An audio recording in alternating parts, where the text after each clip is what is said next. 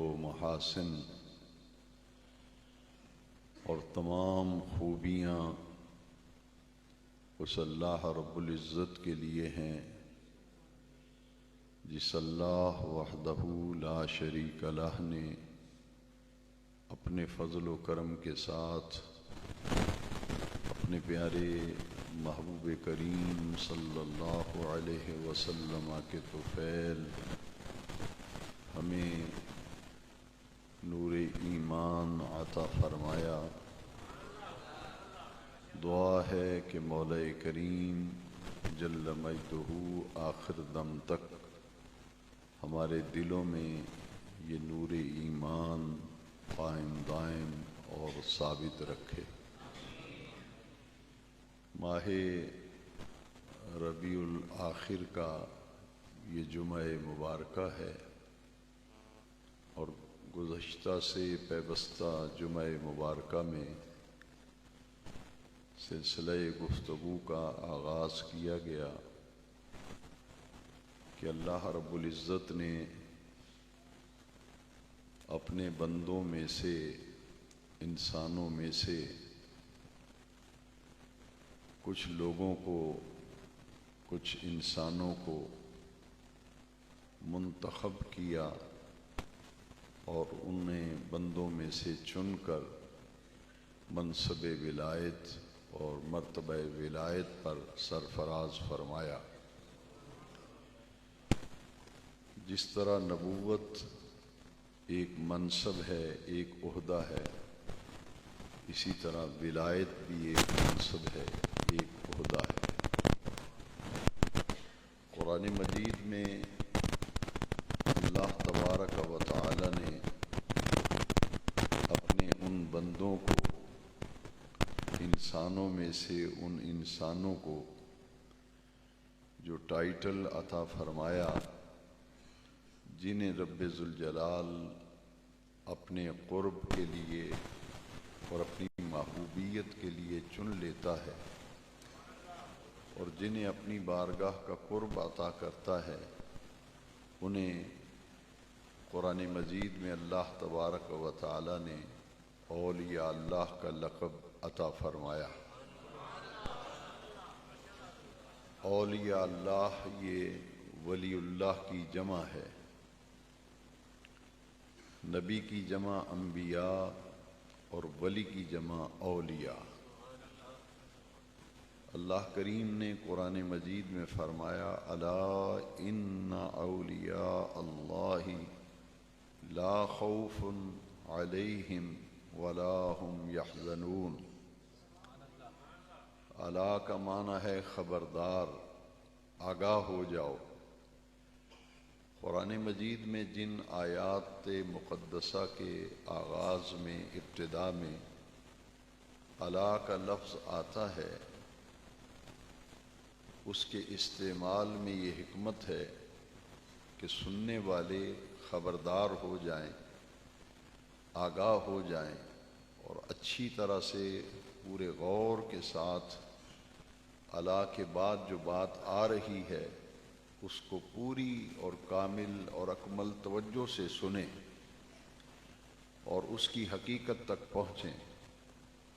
الا کے لفظ میں یہ حکمت ہے، جہاں بھی قرآن مجید کی آیتوں میں شروع میں الا کا لفظ آیا ہے، اس سے مراد یہ ہے کہ جو بعد میں بات آنے والی ہے وہ بہت ہی قابل توجہ ہے اور اس کو غور و فکر سے سن لیا جائے اور پھر اس کو سمجھ کر اپنے دل میں بٹھا لیا جائے۔ یہ الا کا لفظ اس لیے استعمال کیا گیا، فرمایا خبردار، آگاہ ہو جاؤ۔ انا کا معنی ہے بلا شبہ، بے شک اور بلا شبہ، یعنی یہ بات کی جا رہی ہے اس میں کسی قسم کے شک اور شبے کی گنجائش نہیں۔ الا انا، خبردار، آگاہ ہو جاؤ، بلا شبہ، اولیاء اللہ لا خوف علیہم ولا هم یحزنون، جو اللہ کے ولی ہیں دنیا کی زندگی میں ان پر کوئی خوف نہیں، ولا هم یحزنون، اور قیامت کے دن انہیں کسی قسم کا غم اور فکر اندیشہ نہیں ہوگا۔ منصب ولایت کی عظمتوں کو اس آیت مقدسہ میں بیان کیا گیا۔ پہلے اولیاء اللہ کے مقام، ان کے مرتبے، ان کی عزت اور ان کی شان کے حوالے سے بات کی گئی، اور پھر اسی آیت کریمہ کے اگلے حصے میں ان کی پہچان، ان کی علامت بیان کی گئی۔ الذین آمنو، الذین یہ وہ لوگ ہیں، آمنو جو ایمان لائے، وکانو یتقون اور پھر انہوں نے تقوی اختیار کیا۔ ایمان لانے کے بعد بڑی پاکیزہ زندگی گزاری اور اپنی زندگی میں تقوی اور پرہیزگاری کو غالب کیا۔ لا خوف علیہم ولا هم یحزنون الذین آمنوا وکانوا یتقون۔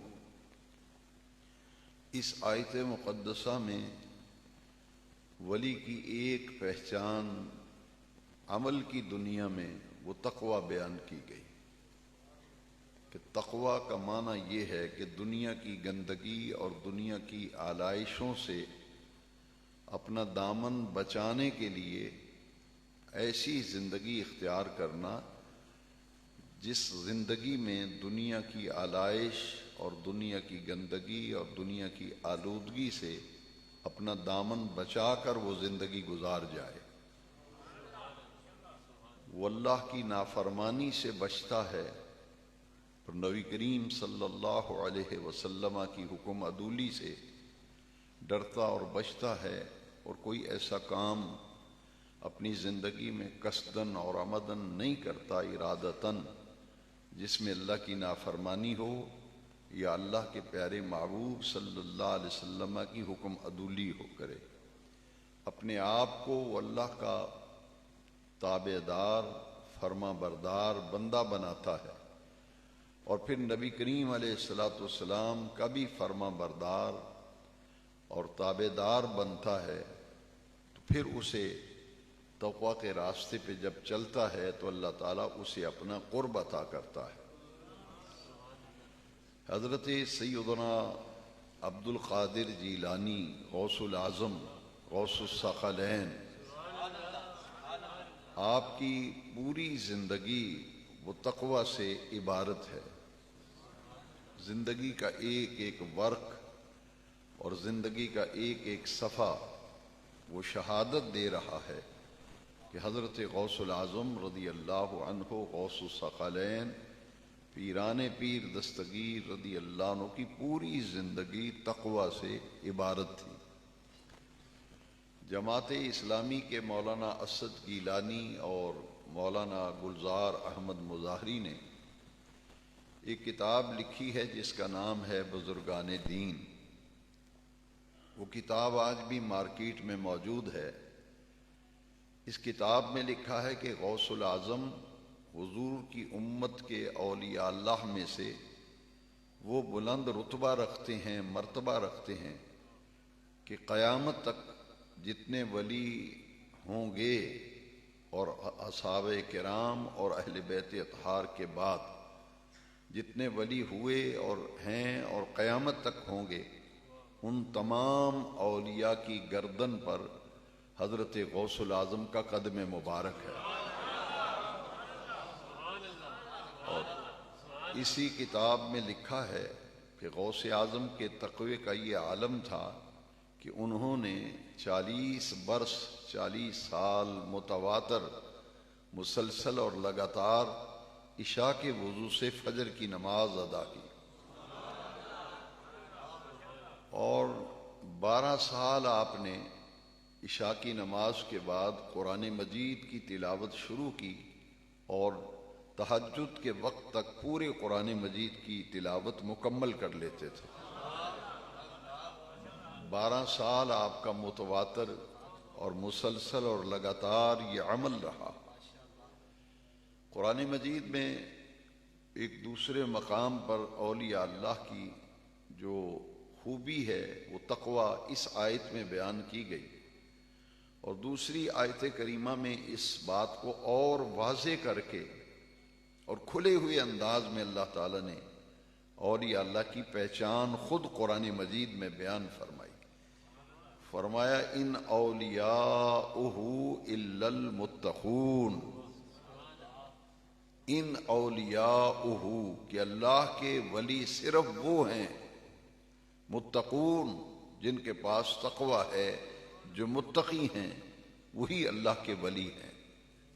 تو ولایت کے لیے تقوی کو معیار قرار دیا گیا کہ ان کے دامن میں تقوی ہوتا ہے۔ تو غوث الاعظم رضی اللہ عنہ کی عبادت گزاریوں کی کیفیت آپ نے سنی کہ مجاہدے اور ریاضتیں حضرت غوث اعظم کی زندگی کا خاصہ ہے۔ اور پھر ایک حدیث قدسی، کیونکہ الحمدللہ میں اپنے پورے خطبات میں میری یہ کوشش ہوتی ہے کہ دلیل اللہ کریم کے قرآن سے لائی جائے اور نبی کریم علیہ السلام کے فرمان سے دلیل لائی جائے۔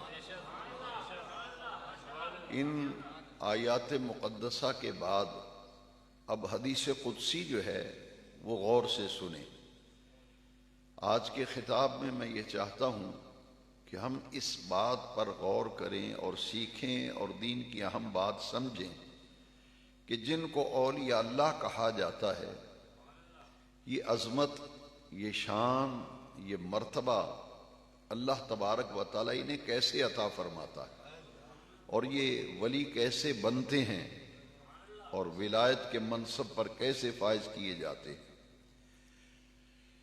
اس میں دو باتیں پیش نظر ہیں جو اس حدیث، جو میں حدیث قدسی آپ کو سنانے لگا ہوں، یہ بخاری شریف میں ہے۔ حدیث قدسی اس حدیث کو کہتے ہیں جس کے راوی خود نبی کریم علیہ السلام ہوں اور حضور ارشاد فرمائیں کہ میرے رب کریم نے یہ ارشاد فرمایا، اس حدیث کو حدیث قدسی کہتے ہیں۔ اب پوری حدیث قدسی ذرا سنیے کہ اولیاء اللہ کو اللہ تعالیٰ کیسے منصب عطا کرتا ہے، بندہ اللہ کا ولی کیسے بنتا ہے، ولی اللہ بننے کے لیے کون کون سی باتیں اولیاء اللہ کے لیے ضروری ہوتی ہیں۔ اس حدیث قدسی میں اس کی وضاحت کی گئی۔ لا یزال عبدی یتقرب الی بالنوافل۔ بعض لوگ یہ سمجھتے ہیں کہ اولیاء اللہ جو ہیں یہ اللہ کے کوئی مد مقابل ہے، معاذ اللہ، اور انہیں من دون اللہ کا لقب لوگ دیتے ہیں۔ تو یہ اللہ کے غیر نہیں ہوتے، یہ تو اس کے ولی ہوتے ہیں، اس کی صفات کا مظہر ہوتے ہیں، جیسا کہ اس حدیث قدسی میں مضمون ہے۔ لا یزال عبدی، عبدی کا لفظ قابل غور ہے۔ یوں تو ہر بندہ کہے گا کہ میں اللہ کا بندہ ہوں، لیکن اللہ تعالیٰ کسے اپنا بندہ فرما رہا ہے؟ ہر کوئی اپنے آپ کو اللہ کا بندہ کہتا بھی ہے اور مانتا بھی ہے، مگر لطف کی بات تو یہ ہے جس کو اللہ تعالیٰ اپنا بندہ قرار دے۔ لا یزال عبدی، میرا بندہ، یتقرب الی بالنوافل، میرا بندہ نفلوں کے ذریعے میرا قرب حاصل کرنے کے لیے، میرے قریب ہونے کے لیے میرا بندہ نفلوں کی کثرت کرتا ہے فرضوں کی پابندی کے بعد۔ لا یزال عبدی یتقرب الی بالنوافل، فرائض کی پابندی کے بعد پھر جو بندہ نفلوں کی کثرت کرتا ہے اللہ کے قریب ہونے کے لیے، اس کا قرب پانے کے لیے، کیونکہ ولی اللہ کا معنی میں نے 11ویں شریف کی جو شب میں یہاں محفل ہوئی تھی اس میں نے ولی کا معنی بتایا تھا۔ یہ صفت مشبہ کا صیغہ ہے، ولیٌ یہ صفت مشبہ ہے گرامر میں، اور بمعنی اس میں فاعل ہے، اس میں فاعل کے معنی دیتا ہے۔ ولی کا معنی ہے قریب ہونے والا، اور ولی اللہ کا معنی ہے اللہ کے قریب ہونے والا۔ تو یہ اللہ کے قریب کس طرح ہوتے ہیں؟ اللہ کریم نے فرمایا لا یزال عبدی یتقرب الی بالنوافل، وہ فرضوں کی پابندی کرنے کے بعد پھر نفلوں کی کثرت کرتا ہے۔ تمام فرائض میں سے سب سے بڑا فرض جو ہے وہ نماز ہے، اس سے بڑا کوئی فرض نہیں، اس سے بڑی کوئی ذمہ داری نہیں، اس سے بڑی کوئی ڈیوٹی نہیں۔ کسی بھی اہل ایمان پر، مسلمان پر سب سے بڑی ڈیوٹی، سب سے بڑی ذمہ داری وہ 5 وقتہ نماز ہے۔ تمام فرضوں میں سے بڑا فرض نماز ہے، تو ان کے فرائض کی پابندی کوئی نماز ان کی رہتی نہیں، وہ نمازوں کی حفاظت کرتے ہیں اور پابندی کرتے ہیں۔ اس کے بعد دوسرا فرض ہے زکوٰۃ۔ اگر زکوٰۃ فرض ہو تو فوری زکوٰۃ کی ادائیگی کرتے ہیں۔ بہت سے ایسی اولیاء اللہ ہیں زندگی بھر ان پر زکوٰۃ فرض نہیں ہوئی، زندگی بھر ان پر زکوٰۃ فرض نہیں ہوئی، کیونکہ وہ اتنا مال جمع ہی نہیں ہونے دیتے تھے جس پہ زکوٰۃ فرض ہو۔ تو زکوٰۃ فرض ہے نماز کے بعد، اور اس کے بعد تیسرا نمبر ہے روزے کا۔ نماز کے بعد روزے کا درجہ نہیں ہے، نماز کے بعد زکوٰۃ کا درجہ ہے، اس کے بعد ہے روزہ، یہ بھی فرض ہے۔ اس کے بعد ہے بیت اللہ شریف کا حج کرنا، یہ بھی فرض ہے۔ تو یہ چوتھا فرض ہے۔ تو فرائض کی پابندی کے بعد پھر حدیث شریف بتاتی ہے لا یزال عبدی یتقرب الی بالنوافل، وہ فرضوں کی پابندی کرنے کے بعد پھر نفلوں کی کثرت کرتا ہے، نفلوں کی رغبت رکھتا ہے۔ آپ دیکھیں کہ کچھ ایسے بھی طبقات ہیں کہ جو نفل نہیں پڑھتے لیکن دوسروں کو بھی نفل پڑھنے سے روکتے ہیں، اور اس مکتبہ فکر کی مسجد میں آپ جائیں تو کوئی نفل پڑھتا ہوا نظر نہیں آئے گا، کیونکہ وہ 5 نمازوں میں جو نفل ہیں وہ بھی نہیں پڑھتے، اور لوگوں کو بھی منع کرتے ہیں کہ نفل نہ پڑھا کرو، نفل کون سا اس کے بارے میں پوچھا جائے گا۔ لیکن یہ حدیث بتاتی ہے کہ صرف فرضوں کی پابندی سے قرب حاصل نہیں ہوتا، وہ تو ڈیوٹی ہے، وہ تو ذمہ داری ہے، وہ تو ادا کرنی ہی کرنی ہے۔ اس کا قرب پانے کے لیے پھر نفلوں کی کثرت کرو۔ لا یزال عبدی یتقرب الی بالنوافل، بالنوافل، بالنوافل، وہ نفلوں کے ذریعے اللہ کا قرب حاصل کرتا ہے۔ اور اس نوافل کی دنیا میں اگر آپ جھانک کر دیکھیں تو سب سے اونچا درجہ جو ہے وہ تہجد کا ہے۔ جتنی بھی نفلی عبادت ہے، نفلی عبادات میں سے تہجد سب سے اونچا درجہ ہے نفلی عبادت میں سے۔ تو ان کا رات کا جاگنا ولی کے لیے ضروری ہوتا ہے۔ یہ میں نے آپ کو اشارتاً بتا دیا کہ ولی ہوتا ہی وہ ہے جو شب زندہ دار ہو، رات کو اگرچہ 2 نفل پڑھے لیکن ضروری ہے تہجد کی نماز۔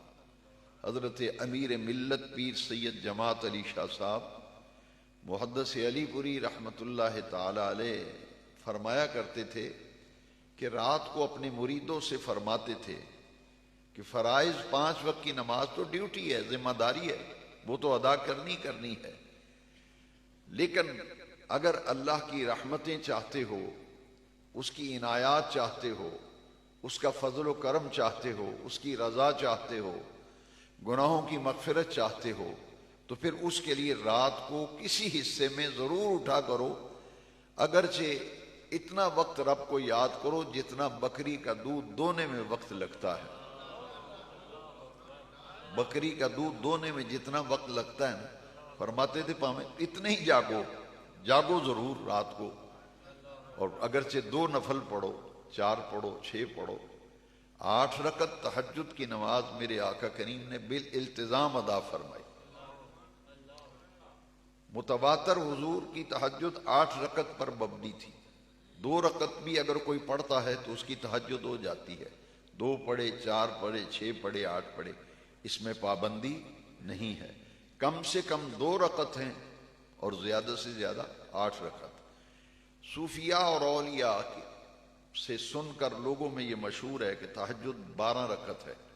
وہ 12 رکعت اس طرح بنتی ہے کہ وضو کرنے کے بعد راتوں کو جب اولیاء اللہ بیدار ہوتے تھے تو 2 نفل تحیت الوضو کے پڑھتے تھے، وضو کے 2 نفل، پھر وہ تہجد پڑھتے تھے مسجد میں، 2 رکعتیں تحیت المسجد کے پڑھتے تھے اور 8 رکعت تہجد کے پڑھتے تھے۔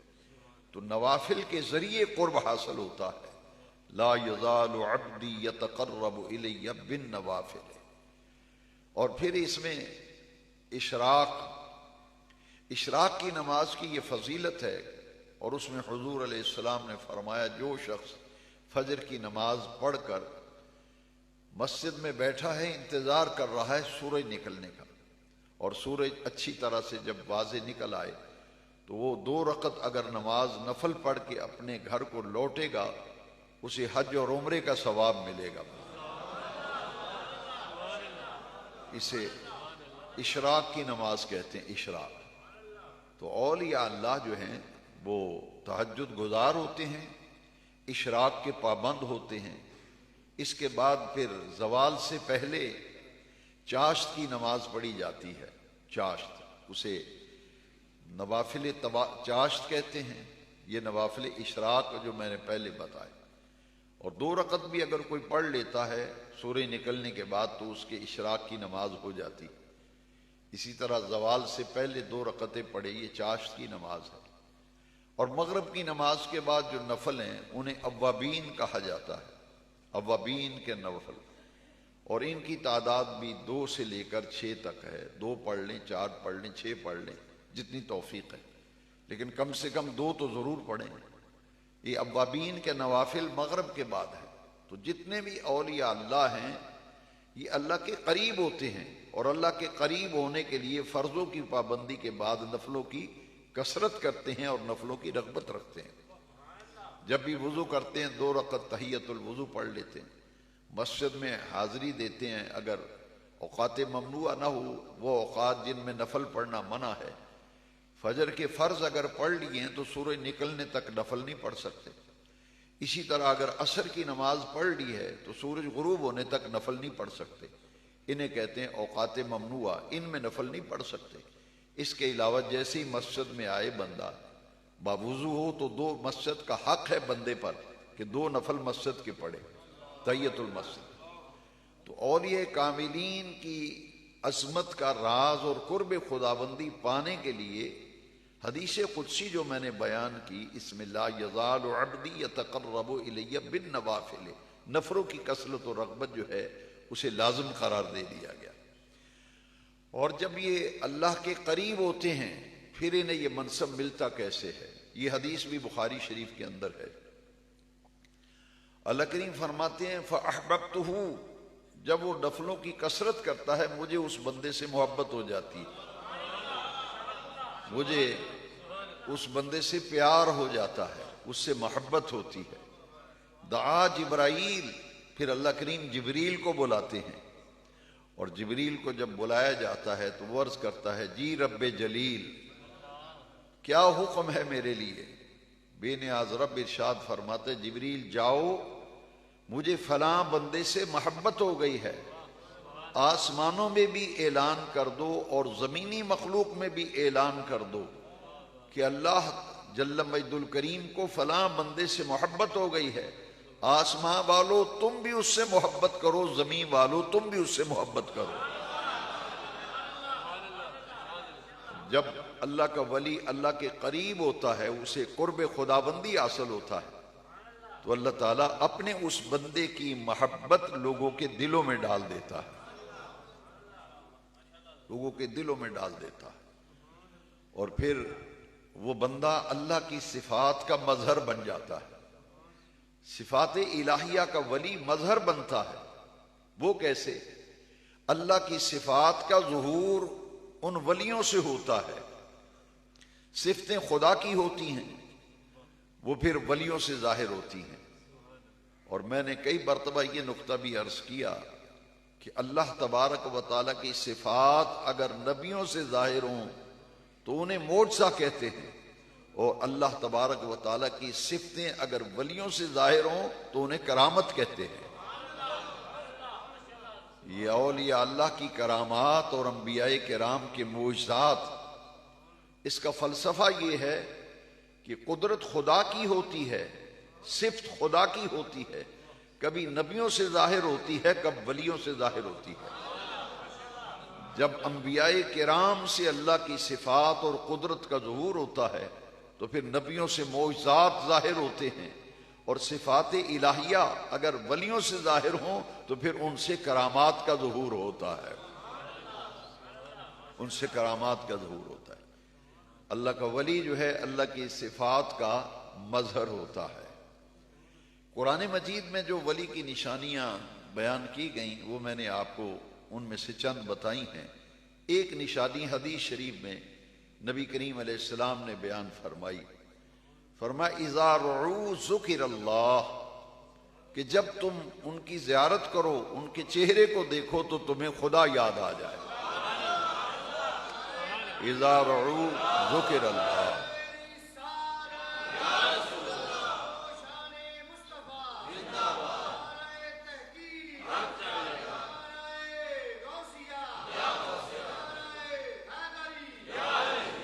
اذا رعوا ذکر اللہ، جب ان کو دیکھو تو تمہیں خدا یاد آ جائے۔ ان کے پاس بیٹھو تو جس طرح وہ زندگی گزار رہے ہیں تمہارا اس طرح زندگی گزارنے کو جی چاہے۔ اور پھر اللہ انہیں منصب کے عطا، محبت ہو جاتی ہے، اعلان ہو جاتا ہے آسمان میں بھی زمین میں بھی، فلاں بندہ جو ہے اسے اللہ نے شان محبوبیت عطا کی ہے، اسے اللہ کا قرب حاصل ہے، لہذا اس کی محبت دل میں اللہ تعالیٰ ولیوں کی محبت ڈال دیتا ہے۔ اور قرآن مجید میں بھی اس بات کو، اس آیت کو ذرا غور سے سنیے، کیونکہ اولیاء اللہ کے خلاف دن رات جو پروپیگنڈا کیا جا رہا ہے اور ان کی عظمت دلوں سے نکالنے کی کوششیں کی جا رہی ہیں، اب جن کی محبت اللہ دل میں ڈال دے اسے یہ سازشیں نکال نہیں سکتی۔ دیکھیے قرآن مجید میں ان کی پہچان کے جو ذرائع ہیں وہ جگہ جگہ بیان کیے گئے۔ ایک مقام قابل غور ہے، ارشاد باری تعالی ہے قرآن مجید میں ان رحمت اللہ قریب من المحسنین، بلا شبہ اللہ کی رحمت قریب من المحسنین، جو محسنین ہیں اللہ کی رحمت جو ہے ان کے قریب ہے، ان کے قریب ہوتی ہے۔ اور پھر اللہ کی بارگاہ میں جو شان محبوبیت اور مقبولیت حاصل ہے اس کا اظہار ذرا دیکھیے۔ حدیث شریف میں ہے کہ ہمارے پیارے نبی کریم علیہ السلام جب بھی بیت اللہ شریف کا طواف کرتے، کعبۃ اللہ کا، تو طواف کعبہ میں دعائیں مانگی جاتی ہیں، اور حضور کا یہ طریقہ تھا علیہ الصلاۃ والسلام کہ رکن یمانی پہ جب طواف کے دوران حضور پہنچتے تو باقی تمام اذکار اور دعائیں حضور فوراً روک دیتے، اور رکن یمانی سے لے کر کے حجر اسود تک، اسے رکن اسود بھی کہتے ہیں، رکن یمانی سے رکن اسود تک حضور ایک ہی دعا مانگا کرتے تھے، ہر چکر میں ایک ہی دعا، رکن یمانی سے رکن اسود تک۔ اب یہ ضابطہ طے پا گیا اور طریقہ کار یہ شریعت میں طے کر دیا گیا کہ قیامت تک جو بھی کعبۃ اللہ کا طواف کرے گا، کعبۃ اللہ کے ارد گرد 7 پھیرے اور چکر لگانا، یہ طواف کہلاتا ہے۔ طواف کے ہر چکر میں رکن یمانی پر جب آدمی پہنچے گا طواف کرنے والا تو رکن اسود تک ایک ہی دعا مانگے گا، ربنا آتنا فی الدنیا حسنہ وفی الآخرۃ حسنہ وقنا عذاب النار وادخلنا الجنۃ مع الابرار یا عزیز و یا غفار یا رب العالمین۔ اگر کوئی دین کا خادم یا امام یا خطیب یہ دعا مانگے تو لوگ کہتے ہیں لو دسو جی سانو ٹرکا چھڑیا، نکی جی دعا مانگ چھڑی، میں یہ واضح کرنا چاہتا ہوں کہ جتنی بھی دعائیں ہیں ان میں سے یہ جامع دعا ہے، یہ جامع دعا ہے۔ ربنا آتنا فی الدنیا حسنہ وفی الآخرۃ حسنہ وقنا عذاب النار وادخلنا الجنۃ مع الابرار یا عزیز یا غفار یا رب العالمین۔ یہ رکن یمانی سے رکن اسود تک حضور یہی دعا مانگتے تھے، اب قیامت تک حضور کے طریقے پر ہی عمل کیا جائے گا، اور جو بھی طواف کرے گا یہی دعا مانگے گا۔ اس کا معنی کیا ہے؟ ربنا آتینا فی الدنیا حسنہ، یا اللہ ہمیں دنیا میں بھی حسنہ عطا فرما، وفی الآخرۃ حسنہ، آخرت میں بھی حسنہ عطا فرما۔ اور اس کا مرادی معنی یہ ہے کہ ہماری دنیا کی زندگی بھی اچھی فرما اور ہماری آخرت کی زندگی بھی بہتر بنا۔ اس دعا کے بعد جو اگلے لفظ ہیں وہ قابل توجہ ہیں، تاکہ یہ جو نیٹ پہ انٹرنیٹ کے ذریعے نوجوانوں میں زہر پھیلایا جا رہا ہے، ان کو بابوں کا ٹائٹل دے کر نفرت دلائی جا رہی ہے، یہ یہود و نصارہ کی سازش ہے۔ اسلام کے دشمن شروع سے مسلمانوں کی نئی نسل پر حملہ آور ہوئے ہیں کہ یہ آنے والی نسل جو ہے، اس کے عقائد، اس کا ایمان جو ہے وہ تباہ و برباد کر دیا جائے۔ یہ ہر دور میں ہوا ہے، لیکن اس دعا کا جو حصہ ہے وہ قابل توجہ ہے۔ جب یہ دعا مانگی نبی کریم علیہ السلام نے تو حضور نے ربنا آتنا فی الدنیا حسنہ وفی الآخرۃ حسنہ وقنا عذاب النار، اور پھر حضور نے دعا مانگی وَأَدْخِلْنَا الْجَنَّةَ مَعَ الْأَبْرَارِ، یا اللہ ہمیں جنت میں بھیجنا، ہمارا مقام جنت بنانا۔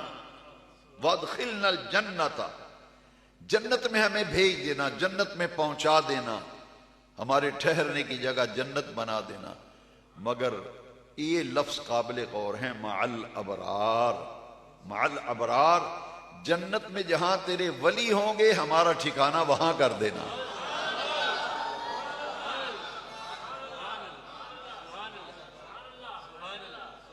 کسی شادی و ولیمے میں آپ انوائٹڈ ہوں اور ولیمے میں شادی میں جائیں، اور شادی حال میں جہاں آپ کا کوئی بہت سجن بیٹھا ہو تو کوشش کرتے ہیں اس کے ساتھ کرسی ہو جائے۔ سرکار کو اپنی امت کے ولی اتنے پسند ہیں کہ حضور دعا فرما رہے ہیں وَأَدْخِلْنَا الْجَنَّةَ مَعَ الْأَبْرَارِ، اور تعلیم امت ہوگی کہ قیامت تک رب سے جنت مانگو، ساتھ یہ بھی مانو باری تعالیٰ جنت کے اس حصے میں رکھنا جہاں تیرے ولی ہوں گے۔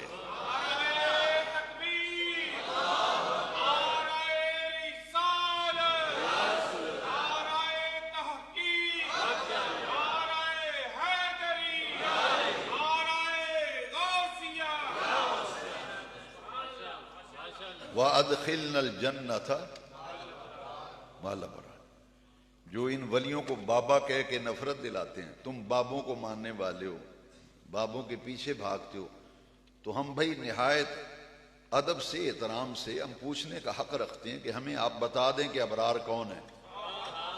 ابرار کون ہیں جن کے ساتھ جنت میں ان کا ساتھ ہم رب سے مانگ رہے ہیں؟ تو قرآن سے پوچھ لیتے ہیں کہ ابرار کون ہیں۔ قرآن مجید فرماتا ان الابرار لفی نعیم، ایک جنت میں کئی جنتیں ہیں۔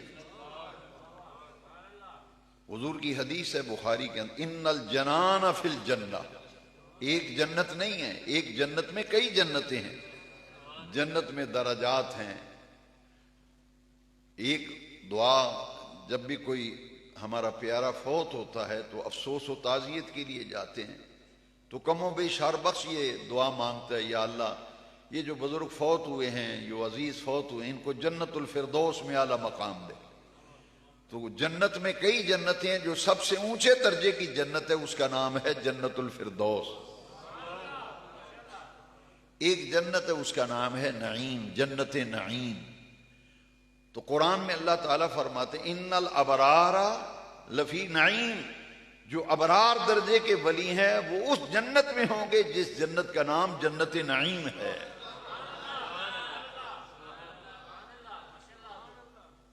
جنازے میں دعا مانگتے ہیں کہ یا اللہ ہمیں زندہ رکھ، تو اسلام پہ زندہ رکھ، اللہم من احییتہ منا فاحیہ علی الاسلام ومن توفیتہ منا فتوفہ علی الایمان. زندہ رکھ باری تعالیٰ تو اسلام پہ زندگی عطا کر، اور موت ملے تو موت ایمان کی حالت میں ہو، ایمان پر موت. لیکن یاد رکھیے یہ پیغمبر علیہ السلام کی دعا ہے قرآن کے اندر. پیغمبر علیہ السلام کی دعا قرآن کے اندر کیا ہے؟ توفنا مسلما والحقنا بالصالحین. وہاں طواف کعبہ میں سرکار مدینہ سرور قلب و سینہ تاجدار کائنات حضور رحمت للعالمین صلی اللہ علیہ وسلم دعا مانگ رہے ہیں وادخل الجنۃ مع الابرار.